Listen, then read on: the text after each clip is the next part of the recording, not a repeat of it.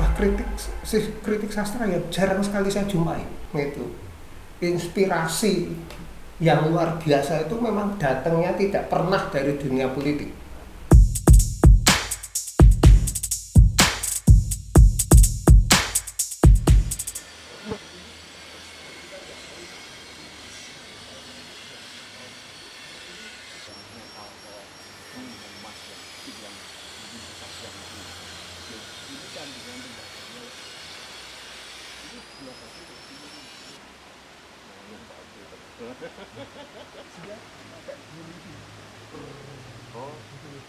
Karena terlalu keras. Kalau dari ahli arkeolog itu tanah mendul, tanah begitu itu tanah bermana klasifikasi lapisannya itu lada, pasir, tanah, lada, pasir, tanah itu mendul. Tempat-tempat candi itu selalu dibangun dari tanah bersemangat karena dia menyelamatkan bersemangat. Jadi karena mantul ini lapisannya itu kan dapat pasir sama ada water. Makanya kita pilih bagian dari karya Jono merespon karya ini.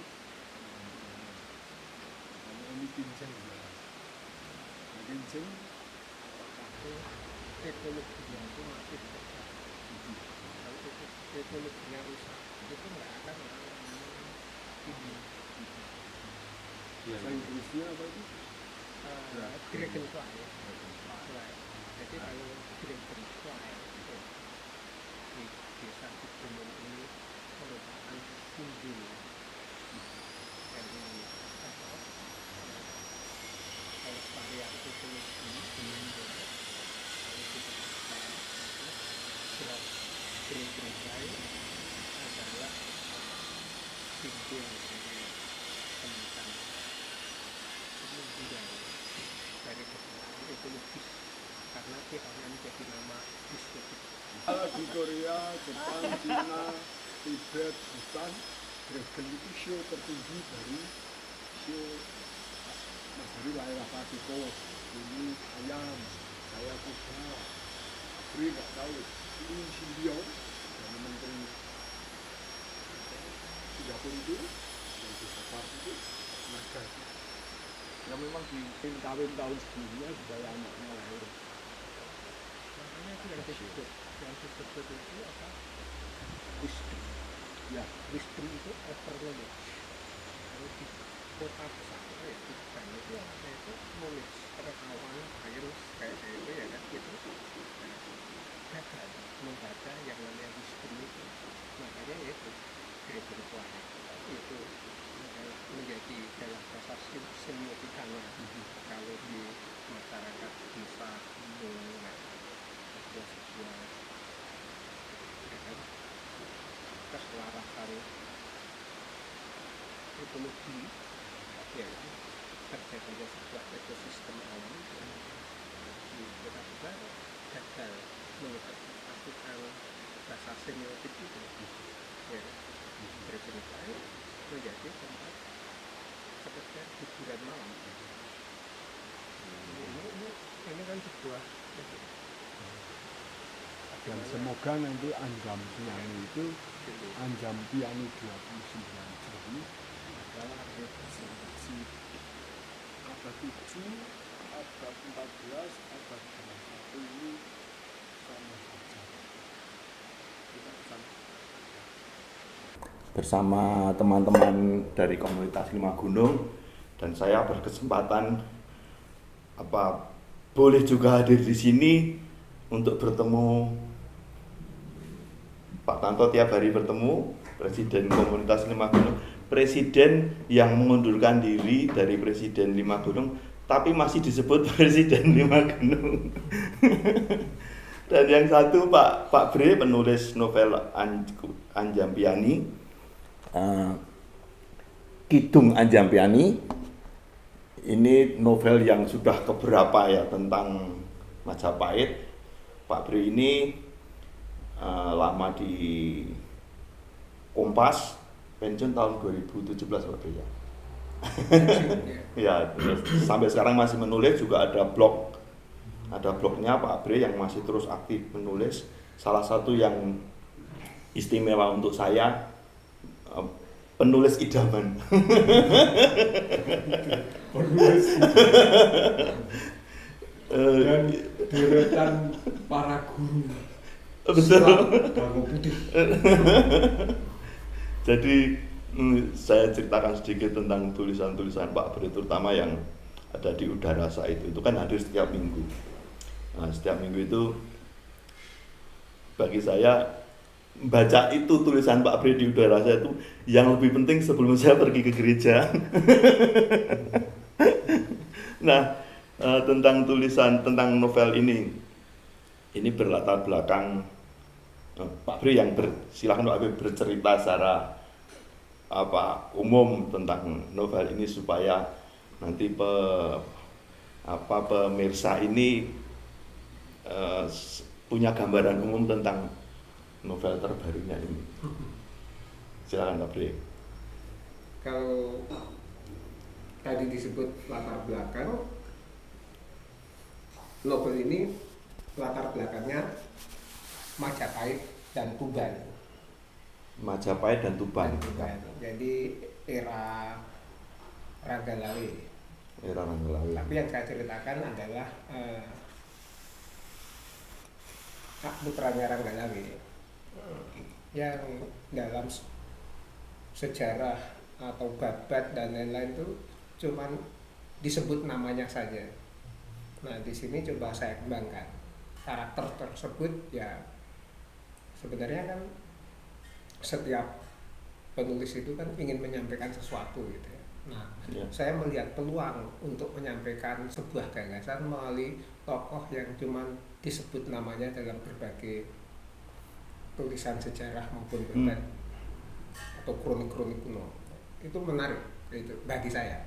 Ya. Saya gunakan untuk mengungkapkan sesuatu yang saya anggap penting.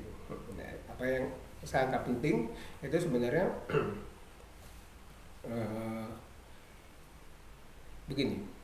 Memang sejak lama memang saya tertarik pada Majapahit, ya kan?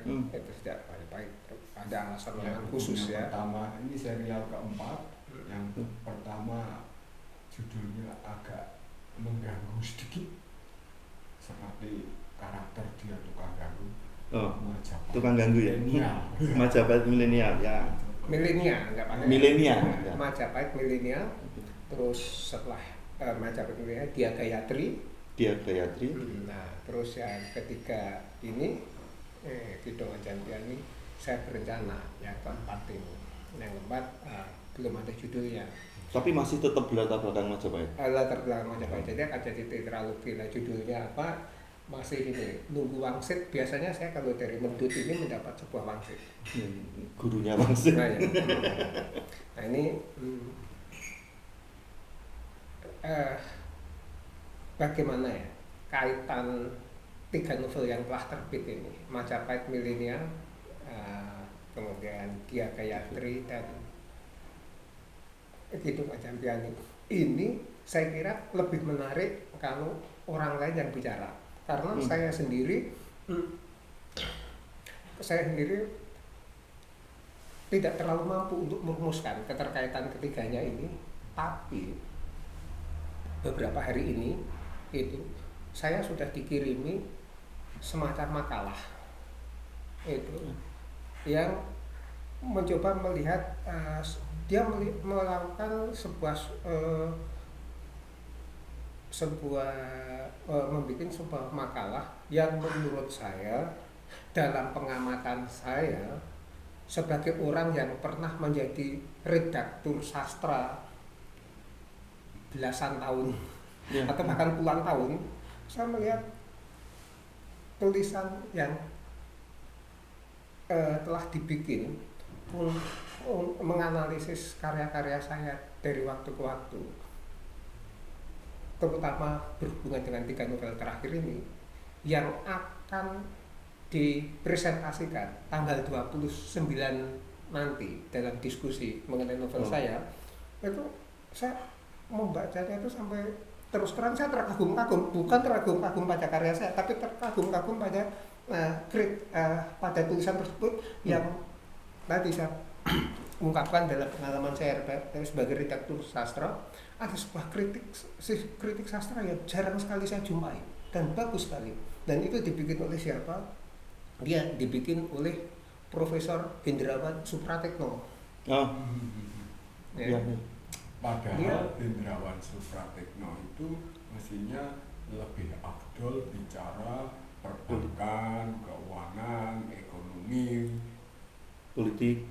politik tentu saja gitu ya. Kira-kira gimana? Betul sekali, betul sekali. Dia latar belakangnya ekonomi, dokter ekonomi, ya kan, pernah menjadi dosen ekonomi di Satya Wacana. Itu dia menjadi anggota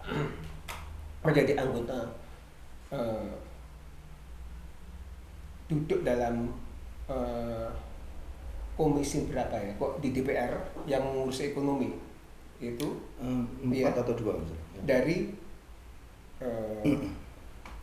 fraksi PDI.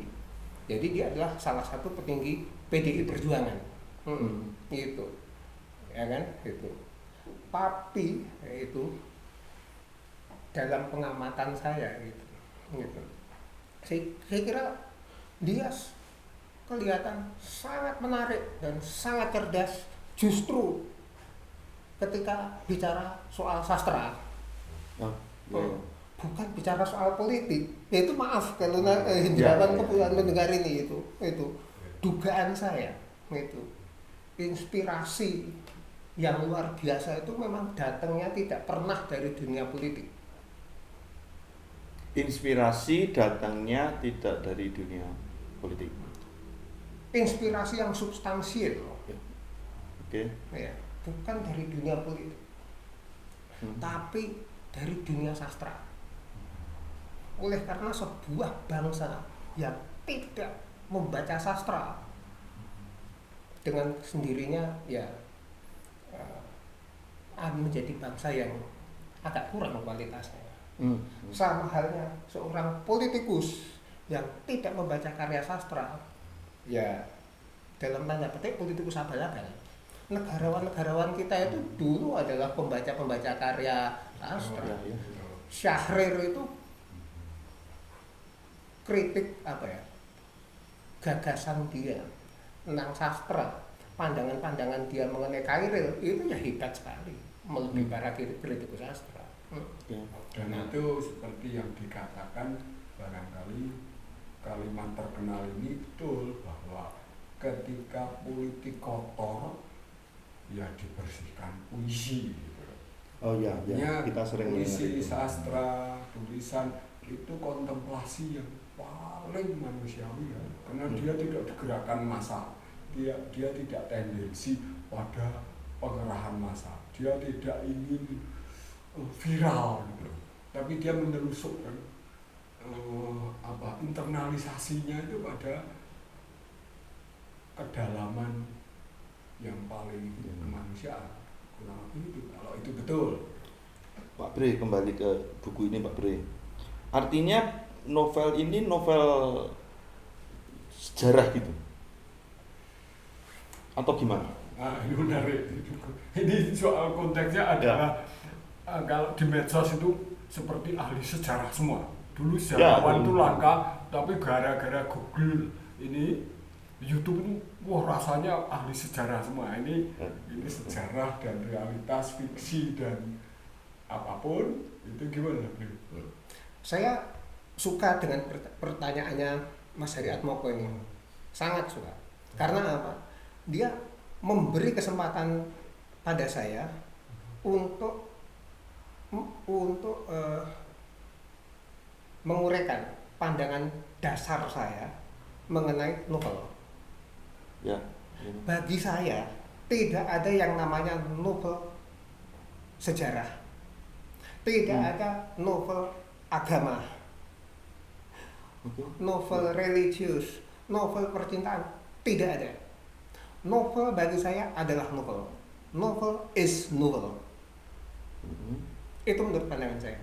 Tidak ada novel sejarah. Saya tidak akan menyebut ini novel sejarah. Novel adalah novel. Pandangan saya ini saya dasarkan kepada semacam ini ya. Dengan saya dasarkan pandangan-pandangan sejumlah pemikir di Eropa mengenai novel. Seperti katakanlah Milan Kundera atau Umberto Eco dan lain-lain. Dia tidak berurusan novelnya itu sejarah atau bukan. Tapi bagi mereka, terutama Kundera, dia punya tesis yang menarik sekali. Ini yang paling jelas karena banyak pemikir di Eropa berpendapat serupa. Itu novel itu adalah sebuah dunia lain, sebuah entitas tersendiri, sebuah unikum tersendiri yang kepentingannya adalah untuk apa? Memperluas atau menerobos kemungkinan baru bagi perkembangan peradaban manusia. Peradaban itu hanya dimungkinkan oleh novel. Gitu. Ya. Karena apa? Kalau tidak ada imajinasi dalam novel, itu yang namanya realitas. Realitas itu akan berkembang secara sangat terbatas. Nah, keterbatasan perkembangan realitas ini hanya mungkin diterobos oleh kemungkinan yang ditawarkan oleh yang namanya bahasa atau language. Ya kan? Ya. Nah, soal bahasa ini kan hal tersendiri. Jadi kan pada mulanya itu manusia itu pada mulanya ratusan juta tahun yang lalu manusia itu kan tidak bisa bicara, tidak punya bahasa. Perkembangan peradaban manusia di mana manusia kemudian berkembang menjadi spesies yang berbeda dibanding spesies lain itu adalah karena manusia menemukan yang namanya bahasa kurang lebih 3,5 juta tahun yang lalu. Bahasa. Nah, kemudian ketika bahasa itu berkembang menjadi abjad, ya kan? Itu menjadi abjad yang tadinya ditatahkan di batu seperti dilakukan oleh Ismanto. Oh ya, lewat. Yang tadi ditunjukkan oleh Tanto tadi, ya itu. Saya suka dengan karya itu, tidak peduli apa yang dia tatah, bukan karena yang dia tatah nama saya, bukan karena itu. Karena apa? Itu. Kegiatan Ismanto seniman batu ini menantahkan suatu itu sebenarnya dia membongkar dan mengembalikan kita pada naluri-naluri purba kita. Kalau di dalam komputer itu kan ada memori kan, memori kita yang paling dasar, yang paling purba itu sebenarnya terkubur oleh perkembangan memori kita yang cepatnya luar biasa sehingga kita lupa. Katakanlah seperti bayi itu, kalau kita disuruh mengingat lagi bagaimana kita jalan, itu udah nggak bisa. Ya. Iya kan? Atau yang lebih sederhana, kita bisa naik sepeda, ya kan? Terus sekarang kita suruh menerangkan itu berdasarkan memori kita, caranya gimana sih teknik naik sepeda itu? Ya kita akan kesulitan. Kita bisa naik sepeda, tapi kita nggak bisa membreakdown bagaimana teknik supaya terus kita bisa naik sepeda. Itu semua orang harus menjalani sendiri dengan terjatuh, luka lecetnya dan lututnya lecet dan lain. Ini terkait dengan penjelasan berita baru saja. Ini kan naluri purba. Ini insting kontemporer atau katakanlah kecenderungan kontemporer di tengah-tengahnya abad pertengahan misalnya ya. Ini Anjampiani ini kalau tadi disebut novelis, sastrawan yang belakang diteliti orang masa kini sebutan profesionalnya filolog gitu kan.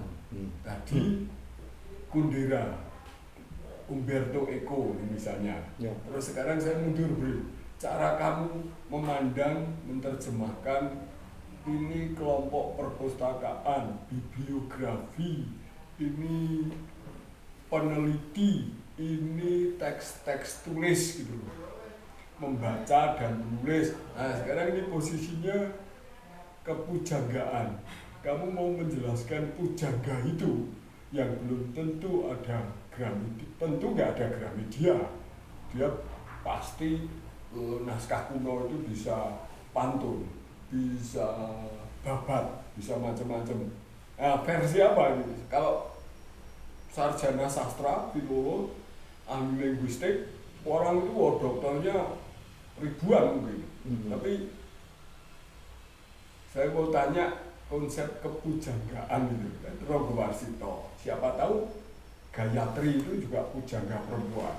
Belum lagi Prapanca. Yang bisa Jampian itu ya dikatakan sebagai pujangga muda gitu. Nah, itu loh.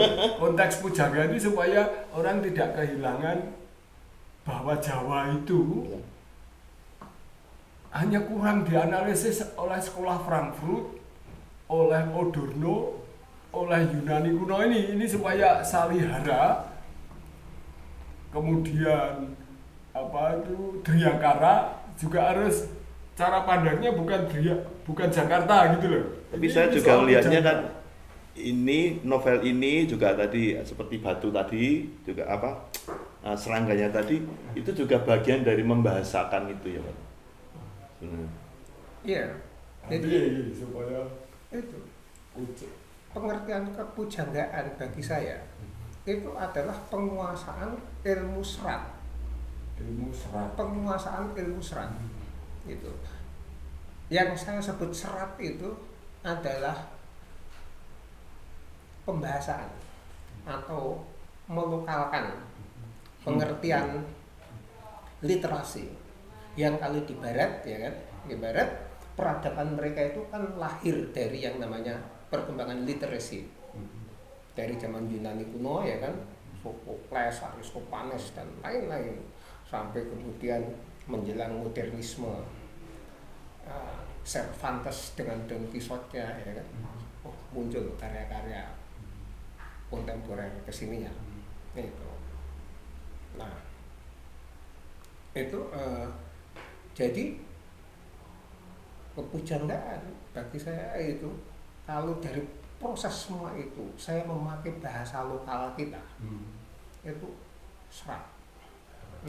Oleh karena kayak karya-karya pujangga kuno kita ya kan, Ronggo Warsito dan lain-lain ya itu di depannya selalu ada serat. Ada serat Centini, serat Polotido dan lain serat. Itu bagi saya menarik yang pengertian serat ini. Gitu. Karena pengertian serat ini kemudian ini bukan hanya gladi atau exercise soal menulis. Makanya itu gladi serat itu adalah gladi kehidupan secara total. Totalitas gitu. Artinya Tanpa pujangganya totalitas. juga harus menjalani, Betul. tidak hanya duduk Ya. baca. Kan itu maksud Iya. saya itu ya, pujangga itu bukan stay at home kan, Ya. tapi dia nyangkul, Ki Ageng, Betul. apa semua nyangkul, semuanya bertapa di alam betul, semuanya sebutlah kalau itu cintanya aja empirik gitu loh, bukan cinta imajiner gitu loh. Nah ini beliau melanjutkan supaya agak lebih tajam lah komparasi ketakaburan dunia kontemporer kalau dia sudah sastrawan, kalau dia sudah ekonom, kalau dia sudah politikus gitu, rasanya itu fakultatif bukan universal. University itu ya pujangga itu kalau menurut saya ya, dia melakukan perjalanan, dia mencatat hal-hal detail itu. Ibnu Battuta dari Maroko sampai Aceh seminggu aja catatannya hebat sekali karena empirik ya, laku praktis. Piye Bri? Jadi, Kamu juga pesilat, artinya silat itu kan baca indera, bukan ngetik terus gini loh, bukan gini saja. Iya gitu. jadi begini, ada istilah empirik tadi. Tanto menyebut istilah empirik tadi. Ini begitulah yang namanya perkembangan manusia memandang hidup, ya kan? Itu empirisme itu kan juga lahir di Eropa, ya kan? Ketika yang namanya sains atau yang namanya logik dan rasionalitas itu menjadi segala-galanya. Ada superioritas keilmuan yang pengertiannya itu superioritas knowledge, science, ya kan? Itu. Kalau bahasa Inggrisnya itu mind over matter, ya kan? Itu. Nah, mind over matter. Nah, tapi kalau dalam pengertian kepujanggaan gitu itu, yang namanya mind itu tidak terbatas hal-hal yang empirik itu. Gitu. Mind dalam pengertian kepujanggaan itu artinya itu beyond knowledge. Apa yang namanya beyond knowledge itu? Wisdom. Tanpa wisdom tidak akan seorang pujangga itu mampu melakukan yang namanya memperlihatkan daya-daya propetik. Ronggo Warsita itu kan karya-karya bersifat propetik. Begitupun Shakespeare, gitu kan. Begitupun Goethe, siapapun penulis-penulis besar, kayak gitu. Jadi di luar yang namanya mind atau sains ini ada yang lebih besar dan lebih utama. Apa itu namanya?